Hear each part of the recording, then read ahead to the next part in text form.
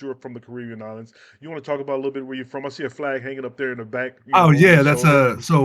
my father is from Antigua Barbuda.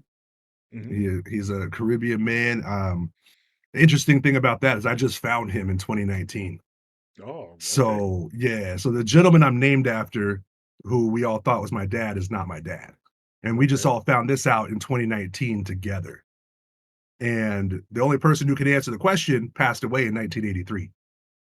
Ah, So when my birth mother passed away, like the answers to everything just kind of disappeared.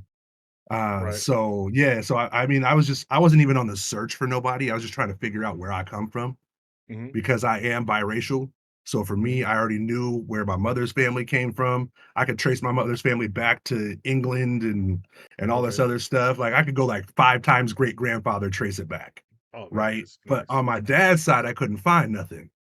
Hmm. So the man I'm named after, I'm like looking up his family. I'm like, I know they're from Texas. I know this, this, and this, but I couldn't go back a certain, far. So I was like, what's going on here? So I did the whole ancestry DNA, hopefully thinking that I could find something there.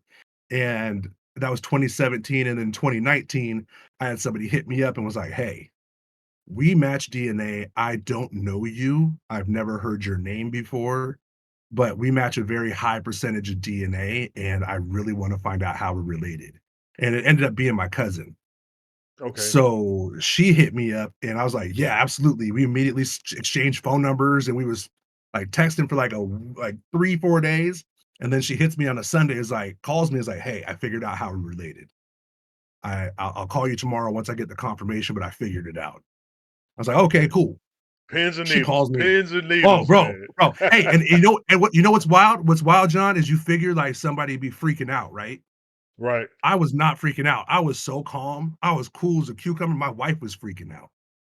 I'm She's hearing like, the "How are story you?" and I'm nervous. I'm hearing. I'm Yeah, like, hey, she was like, "How are you not freaking out right now?" I was like, "Well, honestly, because there's nothing you could tell me." Because at the time I was turning 38, so there was nothing you could tell me at that time that was going to change everything that had happened in my life already.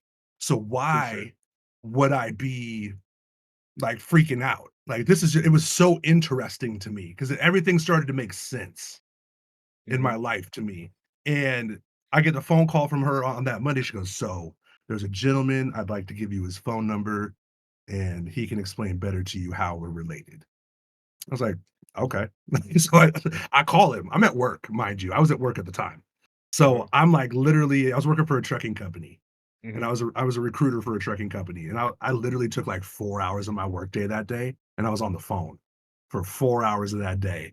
And I call this gentleman and we're talking and he's got this thick West Indian accent. And I'm like, okay. I'm All right. talking All to right. him. All I'm right. like, and like he's asking like, do you know your father? Like all this other stuff. I was like, yeah. Like in my head, I'm like, yeah, I'm named after him. Like, he asked me how my mother was doing. Asked me how's Claudia doing. And Wait a minute. I was like, okay. I was like, well, I apologize to let you know this, but Claudia passed away in 1983, and he started choking up on the phone. So Mm. like he was getting real emotional and all this other stuff, and I was just like, I'm sorry to let you know that. Like, he's like, so you were like almost 2 when she passed away? I was like, yeah. Like she 4 more months and I would have been 2. And like he's like excuses himself, like puts himself on mute, comes back, and we're talking. And I'm like, in my head, I'm like, he wants to say something, but I don't know You what he feel it. wants to You say. So feel I, it. You feel the right, weight of right. the conversation. You're waiting for Yep. the I'm yeah. waiting for him to come out and say something. I said, so you know what? I said, you know what? I can tell there's something you want to ask me or you want to say. Please feel free. Like this is an open conversation. And he's like, well, I feel like you might be my son.